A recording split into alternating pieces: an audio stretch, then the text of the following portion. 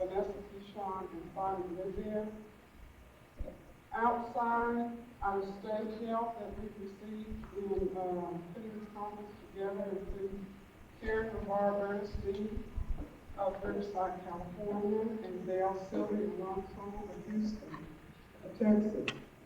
Without their help, none of this would have been possible. I would like to issue a public thank you to Carolyn McClure Maria of Chicago, Illinois, through her work on their cookbook. We received a $200 donation to the Simi Valley Rotary Club in California, who sent us a $500 donation in support of our Creole Heritage Day and this event today. I have a couple of announcements I'd like to make. We have a painting outside that we're raffling that was donated by the local artist Doug Quarles. The scene depicted in the painting is the area between St. Augustine's Temple Church and Father Nick's house. With the renovation of the church, this scene that's in this painting will no longer exist. We would like to urge everyone to purchase a ticket and take a chance on getting a picture of history. The tickets are $1 each, $10 a book. We have here, we have a slideshow that's going to be ongoing throughout the day. But we also have an internet hookup that will allow everyone here to see the websites that we have developed through the Creole Center and the Historical Society. I would like everyone that can take just a minute to go and sign up on our guest book online. And we will try to give help to those that don't know how to do that. This way, this will get the word out to the world that we're here celebrating our culture. So if you go to the computer sometime throughout the day and you sign on, you don't do anything, put your name, where you're from, and that you're here. This university saw fit to celebrate Louisiana Creole and their community as the theme for the 1998 Folk Festival. This was a historical event in our history. We have souvenir t-shirts and program books for sale from that event that everyone needs to have as a memento for a keepsake. The program book alone has info on our history that has been documented for the first time. We only have a limited number of these shirts and books, so we ask and urge you to get yours because once they're gone, they will be gone cannot be printed. We have worked, we, the center, worked with the society and the creation of a baptismal index book of the early records from the St. Augustine Church. This book is the first of its kind for this church and contains information that relates to almost everyone here. They are only $10 each, and if you are a Metoyer, related to a Metoyer, know a Metoyer, heard of the Metoyers, or just wondered who they are, you need a copy of this book. Remember, all proceeds from these sales will go to the St. Augustine Historical Society in support of the Creole Heritage Day, which is another documentation and celebration of our culture. It will be held on January 20th in next year. We're also giving a portion of the proceeds to the church for their renovation project. We have a dance scheduled tonight in Butcherville. There's a map on the back of your program book, directed to the church, St. John's Church in Butcherville. We will have the King River Gators playing tonight. We play a little bit of everything, but especially those songs that we all remember. Please note at the dance tonight that no glass bottles will be allowed inside the building. There will be setups on sale as well as meat pies and hot tamales. I urge everyone to come out and let's really celebrate our culture tonight. We will have our first door prize drawing just before lunch today, lunch break, and the second will be just after lunch. We will be giving away tickets to the dance tonight, as well as a copy of the Forgotten People and a copy of the baptismal index book. At this time, I'd like to introduce to you the chairman of our advisory board for the center, as well as the president of the St. Augustine Historical Society, Mr. Terrell Hill.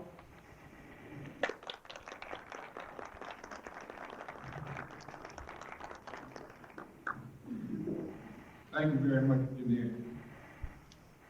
I never know what to say. Right. But there's a mic here. But anyway, we want to welcome you here. On yesterday evening, I had an opportunity to meet a lot of my relatives that I had never met before. And they are a lot of them are strictly being Creoles this morning, simply because after last night's activity, whatever it was, they are late getting here, some of them are, but they're on their way. And we're going to have a very non- and un-Creole activity in Tuckerville tonight, because I heard Jeanette make the announcement that we wouldn't have any glass bottles there. I don't know what the world you're talking about, but I've never been, inside, so it's okay. Okay. But anyway, we want to welcome you here, and I'm not going to give any long orations about the culture or our efforts, because as we progress through the day, you will become more familiar with what our efforts have been done and what our accomplishments are. So what I would like to do today, we invited some of our local dignitaries and politicians to be with us at the opening session here this morning. And I want to pay tribute at this moment to the president of the university, Dr. Randy Will, who saw fit to cooperate and work with us and allow us to be able to establish the Louisiana Creole Heritage Research Center here at Northwestern with a national focus. So at this time, I'm going to introduce to you and ask Dr. Webb to come up and give you an official welcome here at the university. Dr. Randy Webb.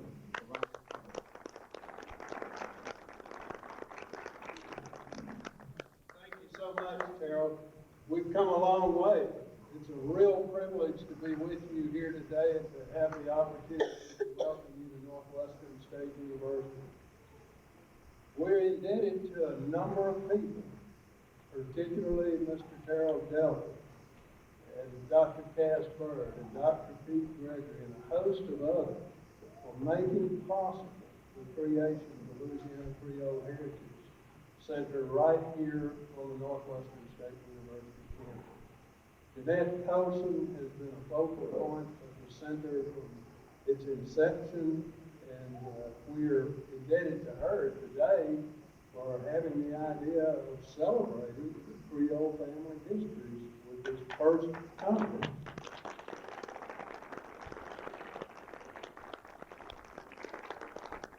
Jeanette, we appreciate that so much. And it's altogether fitting that the Metoyer family, which is the most specifically and carefully documented family history that we have, would be the ones whom we would celebrate today.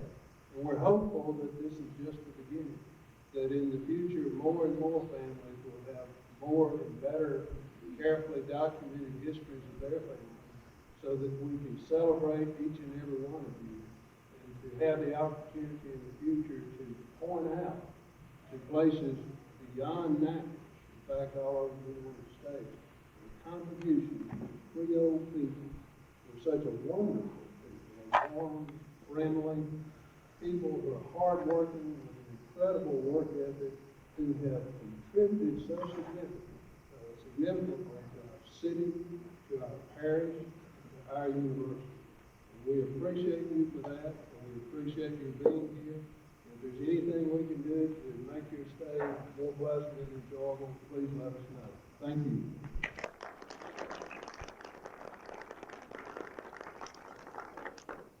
For the last 20-some years, if you ever came to Natchitoches and on a visit to visit your relatives, and you ran into the leader of the town, his name was Joe Samperty, I know you were tagged with an I Love Natchitoches sticker because he's famous international for that kind of thing going in our town. But now, Joe Samperty decided to retire, and we have just elected a new kid on the block. So at this time, I'm going to introduce to you our new mayor, Wayne McCullough, to give you an official Natchitoches welcome. Wayne.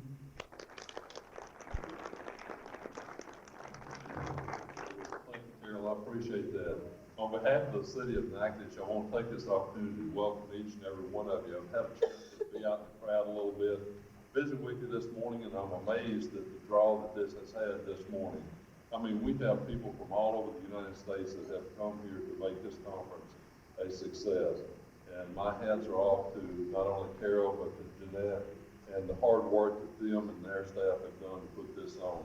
We hope that this is an annual event, the beginning of something that we can grow and prosper off of. I think most of you know Natchitoches a little bit because of your roots that date back for many, many years to Natchitoches. Natchitoches is the oldest town in the original Louisiana Purchase, dating back to 1714. We're 1 year older than New Orleans. If you think about that, there is a lot of heritage and a lot of impact from the Creole Heritage Group. As you tour Natchitoches and you see Natchitoches today, it is unbelievable the impact that the Creole Heritage has had on our community, not only in the city, but in the parish. And please take note of that and look at it today. There are a couple of things that's going on. Jeanette had mentioned the folk festival that's going on. Please try to go by and visit there. You'll see a lot of people that you'll run into that you can connect with because they have the Creole heritage and are visiting here too. Not necessarily for the conference, but for the folk festival in itself. But we're very proud of our town. A lot of you are coming back from many years' absence here. I think you'll see a big change. Natchitoches is growing, but we maintain our rich heritage here, and we're extremely proud of it. Natchitoches was recently voted one of the top 6 cities in the United States in which to retire. Take cognizance of this. If you're getting close to retirement age, start looking at Natchitoches because we'd love to have you come back to Natchitoches. We're very proud of the fact that we have some very special events throughout the year. In October, we have our annual tour of homes, which focuses a lot of the Creole heritage down the Cane River. We're very proud of that, and it gives us a chance to spotlight the heritage and some of the aspects that many of you are responsible for.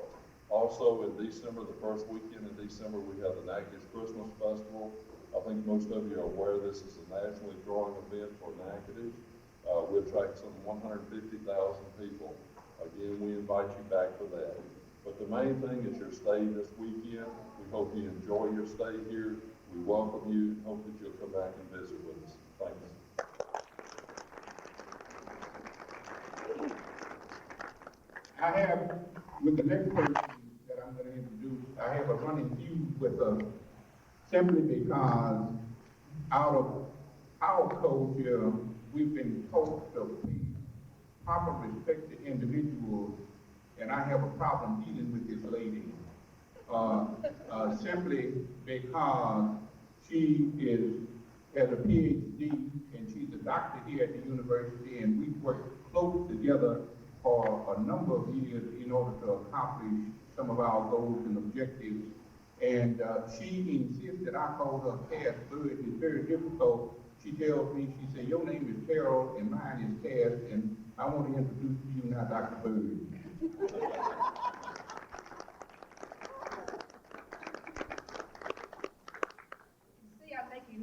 away at all of it. Terrell, or Mr. Delphin and I have been working together for a number of years on the Creole Heritage Center, and I'm very pleased with the number of people here. We're doing some very exciting things here. I don't know how many of you are aware, but we have one of only 16 recognized, nationally recognized heritage areas in this country, the King River Heritage Area. And its focus, or one of its focuses, is Creole culture. We're at the beginning stages there. Both Mr. Delphin and I are on the Heritage Commission, and hopefully if you come back in several years, we'll have a lot of things to show you there too. I welcome you all to Natchitoches. I hope you have a great time.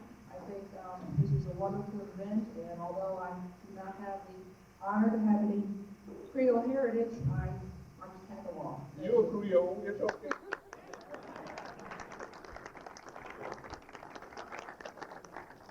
And we have a cousin of ours who's gonna make a presentation. He's gonna be on a panel later, but he's a member of the Welcoming Committee, and he's from Paynesville by the way of 349, living in Houston, Texas, and he's been on this kick for many, many years. He's aggravated every elderly statement down this river about the pictures in the history and whatnot. So I present to you your cousin Bly. Thank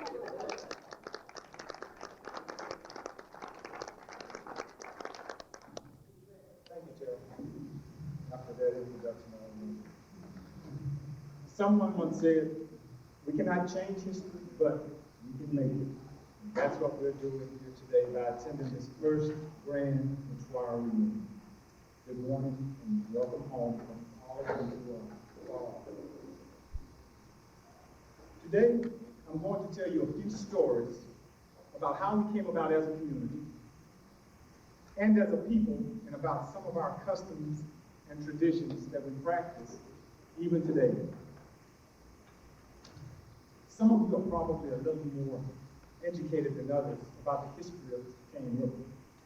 So I'm going to start at the beginning when Claude Thomas Pierre Metoyer and Marie Therese Franklin started this community with the birth of their twin sons, Augustine and Suzanne, on January 22nd, 1768. The birth of these two children were pretty ordinary, except for the fact that Metoyer was a white Frenchman and Marie Therese was the slave living in the household of Metoyer. However, Marie Therese was not Claude Thomas Metoyer's owner. Instead, she was the property of Madame de Soto of Natchitoches, a woman of great influence. No one knows for sure that this arrangement was probably a mutual agreement, because together they produced a total of 10 children. We know this because each time a child was born, proud parents took the children to Natchitoches and had the babies baptized by the parish priest. Bear in mind that regardless of their feelings for one another, they could not marry, because the French ruled Louisiana under the Code Noir, the Black Code. Under this code, a white person could not marry a non-white. The priest at first appeared to go along with the times and baptize the children. But because this Metoyer union was producing so many illegitimate offspring, he decided to complain to the bishop and the commandant of the post. Now, he succeeded in breaking up the relationship, but only for a short time. The priest left, and shortly afterwards, Marie Therese moved back in with the father of her children. For this first generation of Metoyers in Louisiana, choosing a spouse was very difficult, because there were few, if any, mixed-race people to choose from in the little town of Natchitoches. Augustine chose a woman of French, Canadian, and Indian blood, Marie Agnes Passat. And his brothers and sisters chose either white or mixed-race individuals their spouses. Now, at first, cousins married cousins, so there were a lot of kissing cousins here in Kingdom. And that is how all the people on Cane River came to be interrelated. Now, we were a fertile family back then because according to church and state records, this first generation of Metoyers produced a total of about 56 children that we know of. Now, I'm sure all of you have heard the word mulatto. It referred to a person who at that time was half white and half black. It was believed at one time that if a child was conceived between a white and a black, the offspring would in essence be the equivalent of a mutant and could not bear children.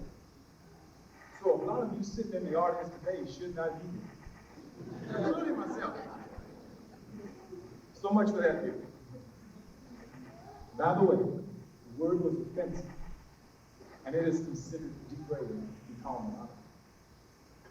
Another term used to describe the people of Cane River is Creole, or a lot of times we refer to ourselves simply as our people. The word Creole, I have found, has had a lot of different meanings in the past, and it is the term used presently to describe the Cane River community. According to scholars, the word was first used to describe a person who was of French and Spanish descent, who was born in a foreign country. Race was not a factor. After the Louisiana Purchase of 1803, when English-speaking Americans began to migrate to Louisiana, the word took on a different meaning. And people of color were referred to as Creoles of color. This term included all peoples who shared a common culture and history, and the Metoyer certainly fit into that category. The children of Claude Thomas and Marie Therese were slaves in a technical sense, but they were owned by their father. They were given educations by private tutors and taken with him on visits to France. It was while touring France with his father that Augustine saw how each little village in France had as their focal point a church. This is what inspired him to donate the land and, with the help of his brothers and sisters, build a church where they could worship together.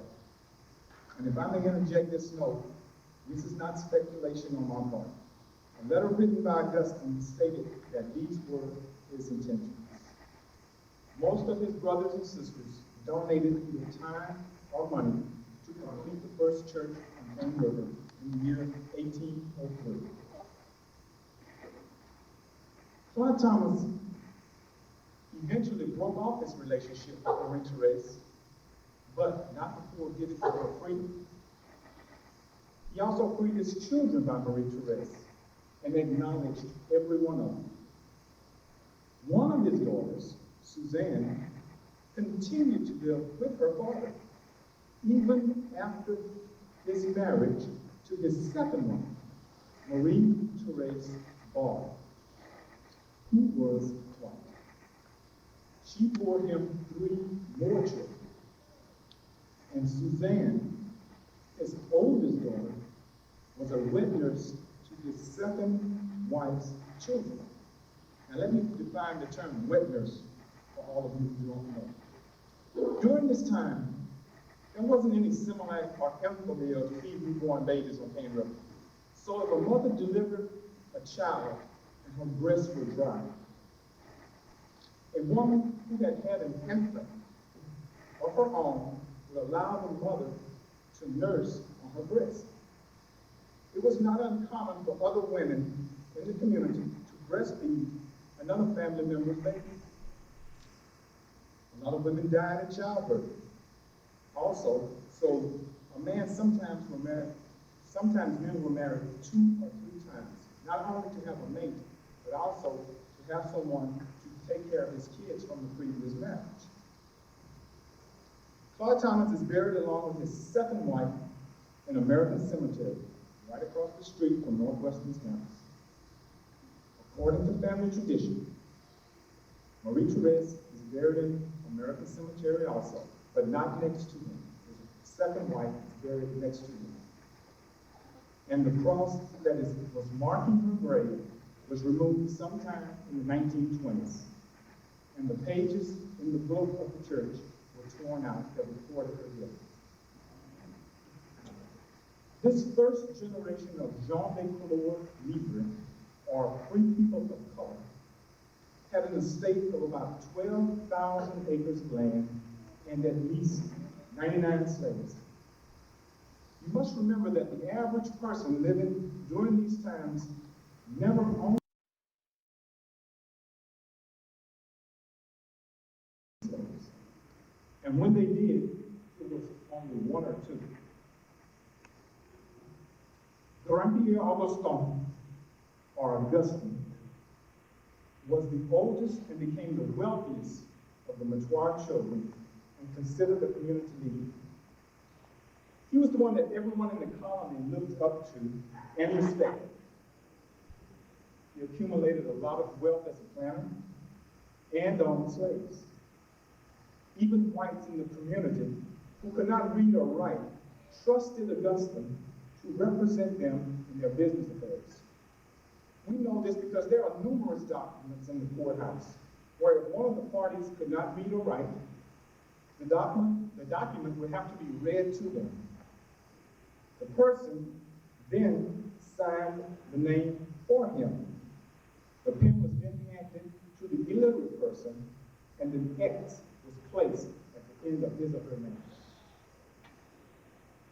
Now, the Metoyers, because of their wealth, owned very expensive homes and mansions on Cane River. Melrose Plantation is an example of the type of home that lined Cane River during these early days. Furniture was imported from Europe, and some of the pieces are still owned by some of the descendants living on Cane River today. However, a lot of homes were destroyed during the Civil War years and deteriorated during the Depression. These were hard times on Cane River, and just surviving day to day was a full-time job for some of our ancestors. Such was the case of Augustine's mansion. It fell into a terrible state of disrepair and was eventually torn down. The only thing we have left is the painting that graced the walls of this elegant mansion. The culture, heritage, and language of Cane River has always been linked predominantly to the French, even today. And just like the people in France, people of Cane River are known for good food and will cook anything and everything to make it finger-licking good. That includes meat pies and gumbo. Now, I live in Houston, and everybody in Texas thinks everybody who's from Louisiana is a Cajun. We wrestle alligators and we live in swamps. And they love to tell jokes about people who live in Louisiana or who are from Louisiana. For instance, how many of you know the difference between Louisiana zoos and Texas zoos?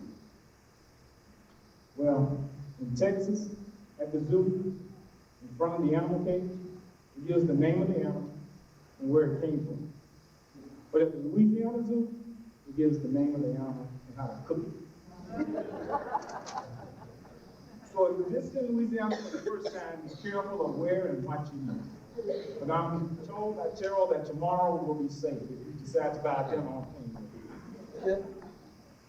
Now we still have cochon delays, or pig roastings, when there's a big social event. That is where an entire pig is roasted all day over an open fire. And in the evening, family and friends arrive with different side dishes that were prepared at home. All the food is placed on a long table, the music is turned on, and let the party begin. Unlike other Creole or mixed-race communities in South Louisiana, Zanico was not a part of Cane River culture. It was recently introduced in the 1990s, and there's been a very good response from the people on Cane River. Although my last name is Rock, I go back to 4 of the first generation of Metoyers on my father and mother's side. Once you start researching your roots and gathering information on your ancestors, you will come to realize that a lot of other families also contributed to the Cane River community, not just the Metoyers. The Rocks, for instance, donated the land for the first convent and school. But that's another story for another time. This is the Metoyer. If you are wondering why you should study your family roots, remember this. By researching your ancestors, you find out who you are as an individual and where you came from. Because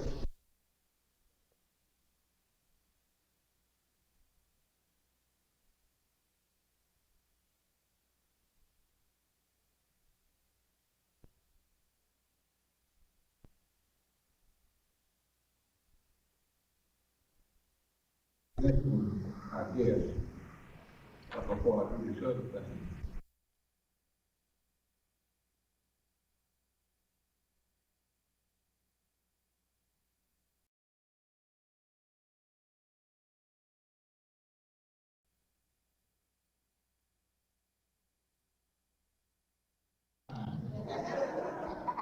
Okay, but, I don't know exactly how I'm gonna do that, but if you get to know me, you need to understand that I do have sense enough to understand proper protocol. But when you come to Cane River, and I have anything to do with it, there is a right way and a wrong way, and there's a Philadelphia way, so I just do kind of like I damn please. But anyway, we have somewhat a historical treat for you today. This is about people and history.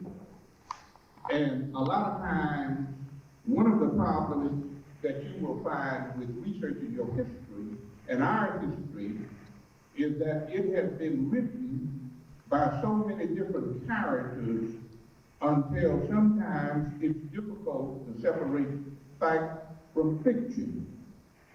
Now, back in November of this year, we had a sheriff election, and we had an opportunity in Natchitoches to elect the first minority criminal sheriff in the history of the state since Reconstruction. However, in the city of New Orleans 20 years ago, they elected a guy by the name of Paul Balto as their civil sheriff. And now, in articles talking about our sheriff, they will say he is the first minority sheriff elected outside of the city of New Orleans. But that is not exactly so, because in all parishes in the state of Louisiana, the criminal sheriff is the criminal sheriff and the civil sheriff, and New Orleans is the only parish in the state where you have a criminal and a civil sheriff. So I want to present to you the only criminal sheriff elected, or the first in the history of the state of Louisiana since Reconstruction, and I'll present to you now Sheriff Victor Jones.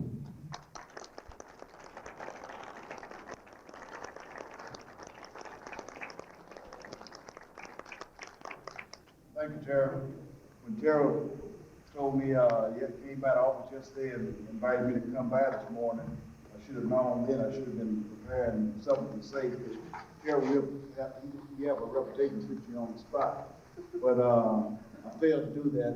I didn't prepare anything, but I would like to say good morning to you and welcome to Niagara Parish, and anything that myself or my department can do to make your stay comfort or better place, or just whatever, feel free to call upon me to do that.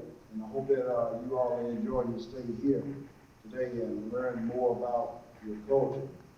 I would like to say, as listening to, Clyde speak and going over the history of the Metoyers and everything, and I probably make that word somewhere along there too. Somewhere along there, probably in several areas. That's right. But I had to think about, as I was sitting there thinking, I thought about my childhood growing up. I did not, most people, because when you say Jones, the first thing they think is you was raised and right there on Cane River. But my mother and father was raised on Cane River, and we were raised in Rapide Parish. My dad moved to Alexandria after coming out of World War II and became a bricklayer, and we lived in Rapide Parish. And quite an experience. We started off elementary school, for those of you familiar with Rapide Parish, went to a Catholic elementary school, St. James High School, which was a Catholic school. Then later on in the years, we moved up in the forest area. My dad saw fit to move out in the country, bought a little farm, and we moved out in the country up in the forest area. And we went to a school at that time named Alfred Wedemark, which was an all-black high school. And I have to tell you, I love to think about the struggles we went through as growing up. Going to an all-black high school, being the color we were, it was not easy. And I think because of those struggles that we went through, we were too dark to go to the white school, and the blacks didn't want to accept us at our school, or the black school, because we were too light, and we would call all kind of names, from half-breed to mulatto to you just name it. And it was a pretty good struggle, and I could have easily, it wouldn't have been for my parents and how they raised us, that people were people, good, bad, on no matter what color they were. If it hadn't been for them, I could have easily grew up to just hate people. But luckily for me, it made me a better person, I think, and I just look at people for not the color of their skin, but who they are. So I think that was just a good experience for me, and if I had to change anything about the way I was brought up and grew up and the color I am, I would not want to do that. I had people, once I got some of the officers when I was working at the police department, I'll never forget this one officer. He used to tell me, he said, "Why do you want to be black?" I say, "Why not? What advantage would it be one way or the other? People are people to me. I just look at people for who they are." But anyway, I wanted to share that with you this morning, that I appreciate the opportunity to be in here, and I know Terrell can attest to this. Back when this movement first started several years ago, I was kind of reluctant to accept what was happening and kind of stayed on the backside and still hadn't been as involved in it as probably I should have. But I just think that and not denying or not ignoring my culture. I know who I am, but I think it's important that the way we were brought up, that I just look at people for who they are, regardless of what color they are. But I just wanted to share that with you this morning, and again, I want to thank you all for being here today, and hope that you enjoy yourself. And like I said earlier, anything that I can do or my department can do for you while you're here, be sure and call upon us. And Gerald, I'm just glad to represent all of you as the first minority, however you want to call it, the sheriff of Natchez Parish. It's just a privilege for me, and it's a lot of responsibility. These last 3 weeks have been pretty tough on me, but I welcome the challenge. Thank you all.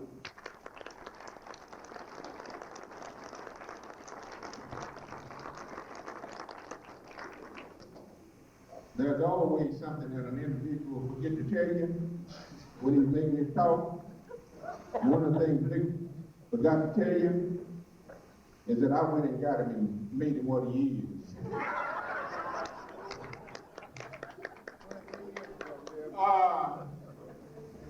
But anyway, you see, I didn't know, one of the reasons why I picked his elected chair is because he had the character of telling things exactly as they are. And I didn't know that he would tell that story, but he had given me an opportunity to say something that I would like to say. You see, in the last 5 or 6 years, we've come so far. In America, we have had an opportunity living in a binary system of racial classification where you're either white or you're black. One of the things that was difficult for a lot of folks to understand is that what we are talking about is not race, but we are talking about culture. You see, we are strictly talking about culture and not race. Culture. You see, we have in Black America, the way I would imagine white America looked at Black America as if it was inclusive and what have you, and you have all kinds of different cultures in white America, and forgot that irregardless of where we were put on the board, there are many different cultures, and what we are talking about here today, and our mission has nothing to do with race, but it has everything to do with culture. And I could talk on and on and on, but we have other things to do today, so what I want to do is I want to really file this thing up. And doing that is that there are a few people that I want you to know who's here in the audience, because the folk away from here don't know these people, and when I do what I'm fixing to do, I'm going to miss somebody, and I'm going to be in a barrel of trouble. But anyway, we have some authors here. We have Mary Gaiman. Where's Mary Gaiman? There's Mary back there. Now y'all want to know why did I introduce Mary Gaiman? Mary Gaiman is from somewhere up yonder way. I don't know where Mary Gaiman came from, but she's out of New Orleans. And Mary Gaiman has written or wrote, I don't know which is proper, whatever, several books on people of color in New Orleans. So she's an author. She's a noted Louisiana author, and she's made a great contribution to the survival and the resurrection and the preservation of our culture. Then we have another lady that I see here, young, sexy, foxy thing by the name of Susan Kine. Stand up, Dr. Kine. Okay. She's another lady out of New Orleans. Yeah, and she's done books, but she just completed a book. I can't tell you the title of it, but it's here, and it's a very wonderful book because she includes everything about our culture and all of the documentation and what St. Augustine's Historical Society is doing and what Creole Inc. We have people from Creole Inc. Y'all raise your hand, you don't understand, right here, people from Lafayette area. And they're working on the same thing that St. Augustine's Historical Society is working on. Then we have a noted Cajun, whatever they are, present here today. But I think, don't we, is Mr. Gould here? There he is, Philip Gould. He's a photographer. He's a photographer, and I want to introduce him. And I know I'm fixing to miss a bunch of you guys in here who are mighty powerful, heavy hitters. Who are they?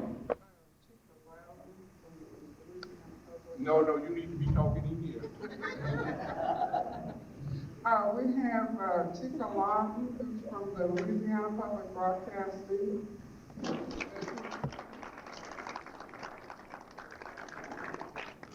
going to help us show a little bit more of our history, hopefully. It certainly wouldn't hurt for y'all to do a documentary on our culture. We've been wanting to see y'all for a long time. Okay, thank you for coming. And we have, I see Carla Cole with the National Park Service here. Raise your hand. And you see we have an effort going on here through and with the National Park Service. And you'll learn more about that today. But we just want to thank you all for coming. And, look, we have a Creole Belay man, Mr. Lionel Keith. Don't miss Lionel Keith. Hey! This guy travels all over the United States. You know, we take so many things for granted, but he attends all of the festivals and fairs and all that kind of stuff, making filet. And so he's our filet man, and he comes from another community down there by New Road that they call what? Rugan. He comes from Rugan community, but he's one of our cousins too, whether we want him or not. But anyway, we don't want to keep it too long. Can we adjourn now? Oh, no. The next thing that you're gonna have, see, we got a few activities going on now. Y'all need to know I was a culinary art person, and we going, I'm gonna meet my wife at the Folk Festival, and we're gonna do a culinary art presentation over there that has to do with our culture and our history. We're trying to preserve our cuisine and document that along with everything else. So at this time, we're gonna have I don't know, what about you politicians? Y'all in a hurry to go anywhere? Do y'all have anywhere to go, Mayor? The president said he's gonna hang around. What about you, Sheriff?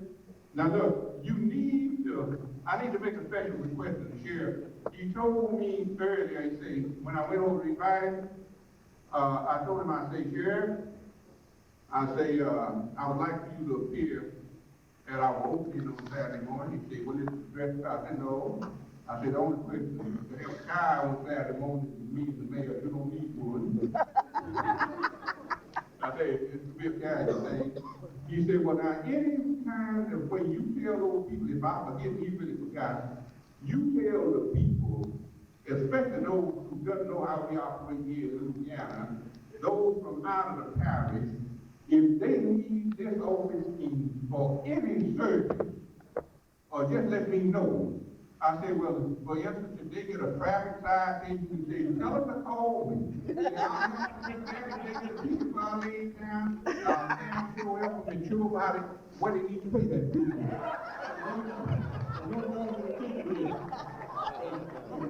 Because he can do it where the pay don't want to. But you know, Dick, now you might need to have a couple of people around the outside that day if he's Newtonville tonight, because they just might have some bottles. This could be a Creole gathering down there. have no bottles there, so that helps. That helps. Okay, but enough for the finale. But now we're gonna have a presentation by a lady who has trained herself to do an eloquent sketch of Marie Therese Cohen, Miss Betty Metoyer.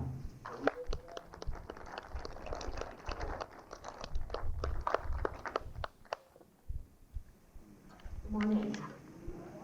Welcome to Yucca Plantation. I'm Marie Therese Cohen, Plantation Mistress. Let me tell you a little about my life. I was born a slave in the household of the gallant Saint Denis, commandant of the post at Natchitoches. Later, I belonged to his younger sister, Madame de Soto. In 1776, the most significant event in my life occurred. I'll never forget that date. There appeared in Natchitoches a young Frenchman, a white man named Claude Thomas Pierre Metoyer. My, he was handsome. He did not find me unattractive either, although I was 25 and the mother of 4 children. That same year, I was leased by Metoyer, who became the father of my 10 Metoyer children. In 1778, he purchased me. Shortly afterward, he freed me and agreed to free all our children. In 1786, we ended our relationship. Most of my life had been spent as a house servant. I had remained sheltered, protected, and provided for by Metoyer. Overnight, I was given a tract of land with the sole responsibility of its success or failure. it was not an easy transition. I've known of other slaves who were freed and given tracts of land upon which they lived and died in poverty. However, I was determined to succeed where others had failed. I settled in a small cabin on the 68 acres given by Metoyer and began the cultivation of tobacco and indigo crops. Another income was the manufacture of herb medicine. My petition for a large grant of land was approved, and my son Louis and I have worked alongside our slaves, clearing and developing the land. It has been a tremendous undertaking. The earnings from the plantation I have used to secure the freedom of my black children and grandchildren left in slavery, and through Metoyer, the freedom of our children whom we have recognized through legal documents. I feel I have achieved my life's one overriding goal, the liberation of all my children. I would like to think that some 250 years from now, visitors will receive you here at Yucca. Thank you for coming.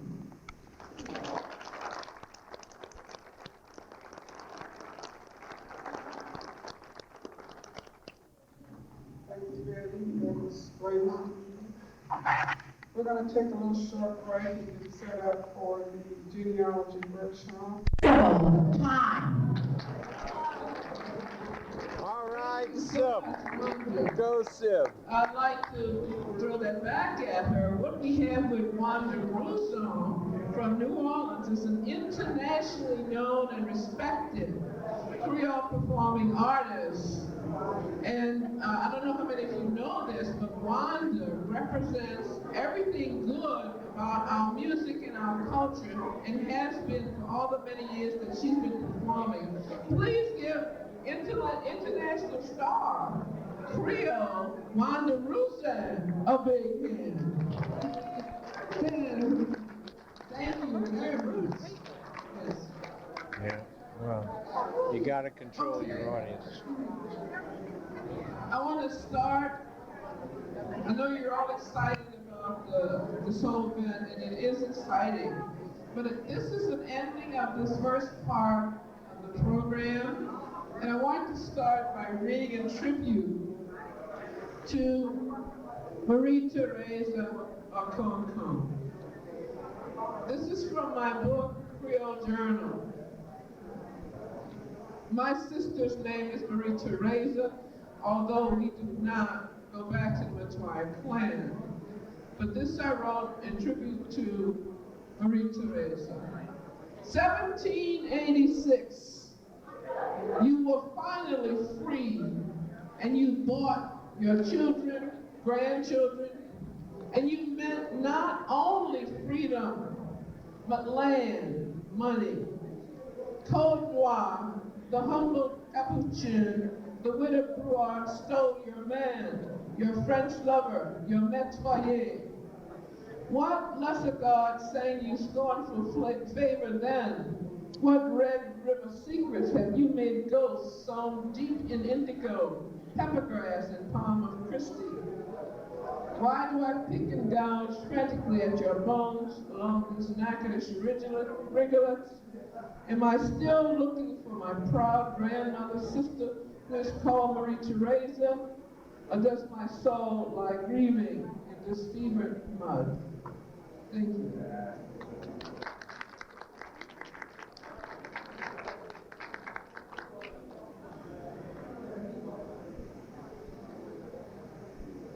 I also wanted to read, since we have people from Creole Inc. here. When I was out in Lafayette, I met quite a few of people from Creole Inc., as well as some other Creole organizations and activities. And I call this On Lafayette. It's written in Creole and in English. Please keep it down a little bit if you have to talk. I'd like for the Creole Inc. people to stand. They're right here. This is a tribute to you guys, okay? Thank you for persevering if you're able to say so. At Lafayette, Creole cowboys with their lovely women dance zydeco, two-step, waltz so gently at El Cido's. The music sings of 3 centuries of people who played, worked, people who made Creoleness with their lives. They speak their dignity, truth of their humanity. We are European, Indian, and African, but we are also American. Listen to the pride in our songs at Lafayette and all the other cities of the Bayou country, of love, the struggle of happiness, faith, hope, courage. Listen to Creole Inc. Listen to Creole Culture Magazine. Listen to the French Creole Preservation Society of America. Listen to the Creole Place. Here lives the blood of my ancestors. This is my own blood here. And in this zydeco joy of life, despite everything adverse, we dance, nous danse, nous danse.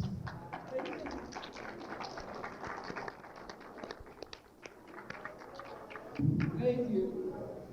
From Gumbo People, this is the only volume of work that you can, in which you can read the Louisiana Creole language used in literature. It's called Gumbo People. My cousin Eunice Ricard and I did this in 1981, and it was reprinted last October and expanded. 2 of the contributors are here who did essays in the expanded edition. One is Dr. Laura Ruzuna. Please stand, Laura. An excellent essay in Gumbo People. And Barbara Trevine. Barbara, from you here, both of you here in the evening session. All right, this poem I want to read, I read a little bit of the Creole and the rest in English. It's sort of my cri de coeur, that is something I really believe, and it's called, the pot calls the coffee pot. It's all about this color thing. Hey, Cajun, and you, Creole, qu'en fais-tu faire ton même blanc ou noir? Qui donne toi non mieux? Nous tous descendants des Français, Espagnols, Africains, Indiens, Acadiens, Haitiens, et tous autres Gumbo people qui étaient venus à la Louisiane, species de la Gumbo. Hey, Cajun, and you, Creole, how come you call yourself white or black? Who gave you these names? We are descendants of the French, the Spanish, the Africans, the Indian, the Acadian, the Haitian, and all the other Gumbo people who came to Louisiana. These spices made the gumbo. Our rich culture serves as our common bond. We are of the same paprika blood, and that blood connects us with the world. If racists want to stick paper stars on our skins to tell us what we are, let them boil in hell with their foolishness. We are the Louisiana French, proud of the French and African heritage. We are European, African, Asian, and American. Cajun, Creole, let us dare to say it. And all the worse for those who do not like what we are. How long can they look at us and tell us we do not exist? But my friend, do not throw away the spice because it is too light or too dark. If you do that, you will not have gumbo ever again, but a foul melted stew made up of the denied flesh of your ancestors, your grandmother, your grandfather, your mother, your father, your sister, your brother, your aunt, your uncle, your cousin, your niece, your nephew, your children, or yourself. Thank you.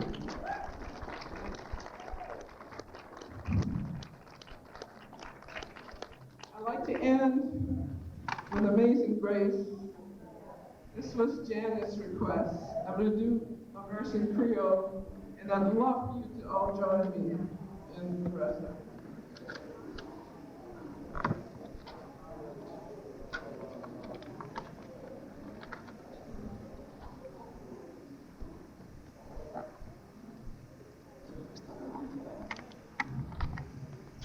Okay, are we ready to sing? All right.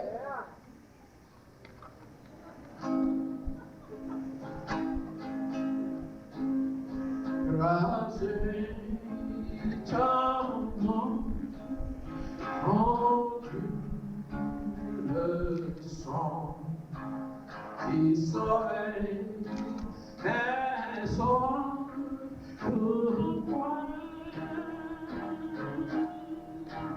Oh, take and do best to true. I see best to oh God. Amazing grace, our sweet song. Amazing grace, how sweet the song that saved a wretch like me. I once was lost, but now I found. Was blind, but now I see.